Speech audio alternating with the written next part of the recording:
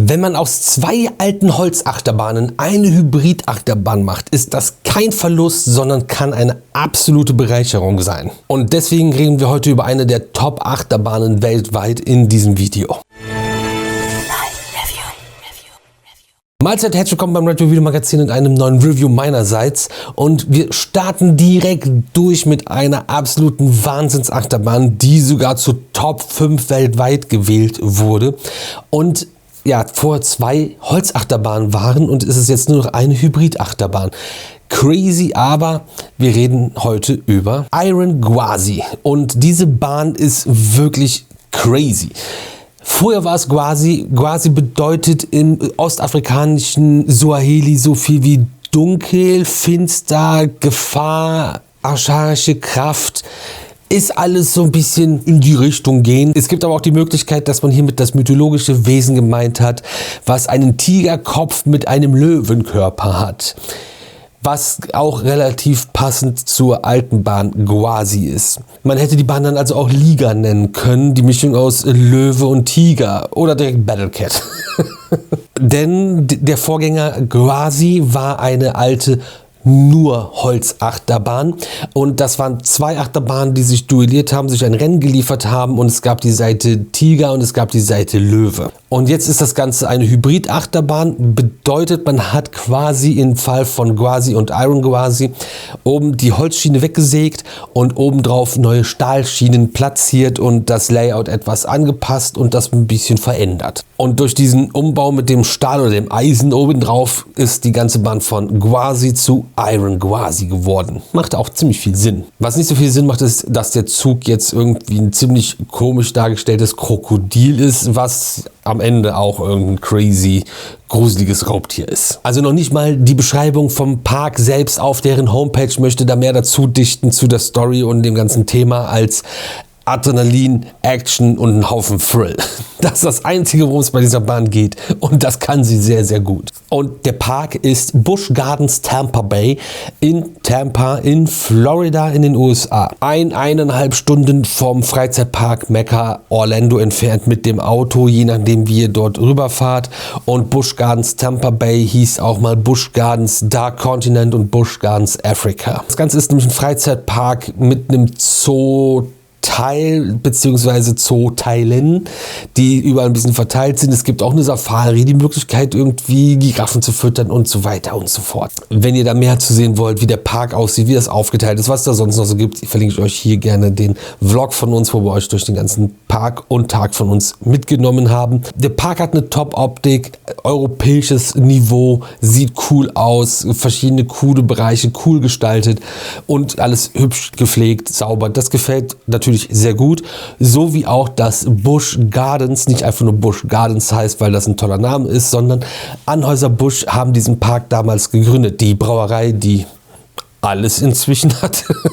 Aber bevor wir uns dazu sehr verlieren, müssen wir mal darüber sprechen, was es denn so für Daten und Fakten zu dieser Bahn gibt. Denn es war ja der Umbau zum Hybrid-Coaster. Der wurde von RMC gemacht, Rocky Mountain Coasters. Ist eine Firma, die dafür bekannt sind, solche Umbauten zu machen und das Ganze wirklich krass vorangetrieben haben. Video zu RMC verlinke ich euch auch gerne hier oben. Wir waren im Werk und haben uns das Ganze angeguckt, wie die diese Achterbahn eigentlich bauen. Das Layout für Iron Gwazi kam von Alan Schielke, der auch viel dafür RMC gemacht hat. Aber kurz noch zu Gwazi. Das waren, wie gesagt, die Seiten Lion und Tiger von 1999. Eine Holzachterbahn oder zwei Holzachterbahnen von GCI gebaut, Great Coasters International. Die haben zum Beispiel Troy oder Wodan gebaut. Und hier waren beide Seiten 1070 Meter lang. Und von 2015 bis 2018 stand die Bahn nur und wurde nicht betrieben. Wir waren bei unserem Erstbesuch in Busch Gardens 2017. Und nach dem Umbau von Gwazi zu Iron Gwazi hat man im März 2022 eröffnet, und dreimal dürft ihr raten, wer im November 2021 das letzte Mal dann da war. Manchmal ist da ein bisschen der Holzwurm drin. AMC haben hier ihren patentierten iBox-Track verbaut. Das bedeutet, ja, ein Doppel-D-Träger auf jeder Seite ist quasi die Schiene und darauf bewegt sich dann der Zug von AMC, der ja, so ein ziemlicher Kasten ist, der unfassbar gefedert ist. Ihr sitzt dann mit einem Gurt nochmal separat gesichert und habt einen sehr schwergängigen Schoßbügel mit so Schienbeinklammern drum, die mich persönlich nicht tangieren, und sitzt da ziemlich frei, dennoch sicher. Es ist niemand dran gelegen, dass irgendeine Achterbahn im täglichen Betrieb ständig die Fahrgäste verliert. Das ist nicht das Konzept von Achterbahnen. Ihr müsst euer Zeug, was ihr die ganze Zeit mit euch rumschlägt, vorher in locker packen, in Schließfächer. Kleinere Sachen wie ein Mobiltelefon oder ein Handy, wenn ihr das jetzt nur in der Hosentasche habt, ist das nicht schlimm, denn es gibt im Zug Täschchen, wo das reingesteckt wird. Das funktioniert überraschenderweise ziemlich gut, auch wenn das ein ziemlich beängstigender Gedanke ist. So wie auch die Höhe für den einen oder anderen ziemlich beängstigend sein kann, mit 62,8 Metern Höhe. 1242,1 Meter lang ist die ganze Fahrt und 122,3 km/h Spitzengeschwindigkeit bei Iron Gwazi, und damit kacheln wir über 12 Airtime-Punkte. Es gibt einen Drop am Anfang von 91 Grad Neigung und nur 2 Inversionen. Bla. Ich finde, da ist ein bisschen mehr los, aber dazu gleich. Farbe von der Bahn eigentlich auch ganz schön, ist nur komplett ausgeblichen gewesen bei unserem Besuch, jetzt durch die Sonne, die es da auf jeden Fall in sich hat.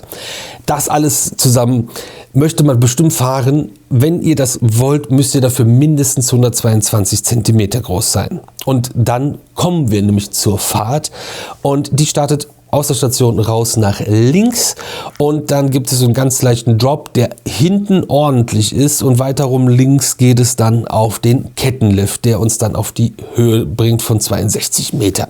Und wenn es über die Kuppe geht, dann geht es auch direkt runter. Also vorne hast du noch einen Moment, um zu dir zu kommen und dir zu sagen, was mache ich hier für einen Quatsch? Hinten bist du Gott näher, als du dir das jemals hättest vorstellen können. Es gibt kein Pre-Drop, es geht direkt los. Feuerfrei, Vollgas, 91 Grad nach unten und dann durchs Gebälk durch mit so einem leichten Rechtsknick, der aber nach dem On-Ride-Foto, was da unten direkt gemacht wird, links wieder nach oben führt. Und man fährt auch wirklich fast über Kopf wieder da hoch. Ich weiß nicht, was das für ein Element ist. Also so weit, wie man sich da eindreht. Und das Ganze gibt einfach voll krass den Umschwung, und man fährt irgendwie falsch nach außen geneigt dann eine Kurve weiter. Also der dreht dich erst in die eine Richtung, um dich dann in die andere zu schmeißen. Und dann droppt man nach unten, nach links, fährt unter allem nochmal drunter durch, was wir irgendwie vorher jemals gesehen haben, um eine riesige Rechtskurve nach oben zu machen mit einem Umschwung. Und das führt uns dann in den Barrel Roll Down Drop. Das ist eine Inversion bei dieser Bahn. Unglaublich geil. Also du machst so eine Fassrolle, aber nach unten. Das ist echt crazy und macht richtig Spaß. Tolles Element, sieht crazy aus und fährt sich super. Dann geht es wieder hoch in irgendeine Overcurve, und ja, da fehlt auch nur noch 2-3 Grad, dass das irgendwie zur Inversion wird gefühlt. Und man rast runter, nimmt nochmal richtig Fahrt auf, hat nochmal irgendwie so eine Overbank Curve oder ähnliches, Steilwand, Airtime Hill, keine Ahnung, wie man das alles dann nennen soll. Darauf folgt ein weiterer Airtime Hill. Ein Airtime Steilwandfahrt, keine Ahnung. Es ist so absurd. Aber ihr seht es in den Aufnahmen besser, als wenn man so ein Layout erklärt. Und dann kommt die zweite Inversion. Das ist wieder ein offizielles Element, und zwar der Zero-G-Stall. Mega. Eins der besten Achterbahn-Elemente, die es überhaupt gibt. Und ja, mehrere Twisted Airtime Hills kommen dann in so einem Rodeo-Style. Der Achterbahnzug will dich einfach loswerden und abwerfen. Echt wild. Und dann geht es auch im Vollpower in die Schlussbremse. Und denkst du erstmal, heiliger Strohsack, was war das denn jetzt? Und dann hat man noch eine Linkskurve in den Wartungsbereich. Da könnte man den Zug rausrangieren, und in der Rechtskurve geht es dann wieder in die Station. Was eine Kiste, und die ist auch noch komplett fahrbar. Wir sind morgens mehrmals direkt gefahren. Es gibt aber einen massiven Unterschied zu abends, wenn die Bahn warm gefahren ist und du natürlich auch so einen kompletten Freizeitparktag in den Knochen hast, aber da ist auf jeden Fall dann noch mal ein bisschen mehr los. Nichtsdestotrotz bleibt das Ding richtig gut und macht richtig Spaß und ist top fahrbar. Du hängst halt nicht den ganzen Tag mit den Oberschenkeln einfach nur in den Bügel, weil du so rausgerissen wirst und ja, die Kräfte sich denken, ist mir egal, ob du da angegurtet unter dem Bügel sitzt, ich will deinen Körper haben. Das finde ich ganz gut, weil sonst hat man das wirklich, dass man ständig mit den Oberschenkeln irgendwie zerstört da rauskommt. Also auf so längeren Touren haben wir es echt geschafft, wir hatten alles grün und blau irgendwann. Also das ist jetzt nicht, wenn man einmal fährt, sondern wenn du da so eine 3-Wochen-Tour machst und dich jeden Tag da misshandeln lässt. Iron Gwazi in Busch Gardens Tampa ist einfach eine große, außergewöhnliche, super beeindruckende Achterbahn, wo es nicht um die Story, nicht um die Gestaltung geht, sondern es ist einfach nur eine große Achterbahn mit wirklich einem crazy Layout, wo einfach einer gemacht hat, komm, ich mach einfach mal, wir machen crazy Achterbahn, so wie es Bock macht und wie es krass, heftig und intensiv ist. Und das muss es auch geben. Es gibt ja auch Familie, Kinder, aber es muss auch diese großen Monster geben und davon gibt es auch gar nicht so viele und das ist vielleicht auch ein Grund, warum Iron Gwazi es geschafft hat, unter die Top 5 Achterbahnen weltweit zu kommen, weil da einfach mal Action, einfach mal was los ist und einfach jemand sich getraut hat, so eine verrückte Achterbahn zu bauen. Von mir maximale Empfehlung, Ride Review Prädikat machen, Iron Gwazi Busch Gardens Tampa Bay in Florida. Was sagt ihr dazu? Wie findet ihr diese Achterbahn?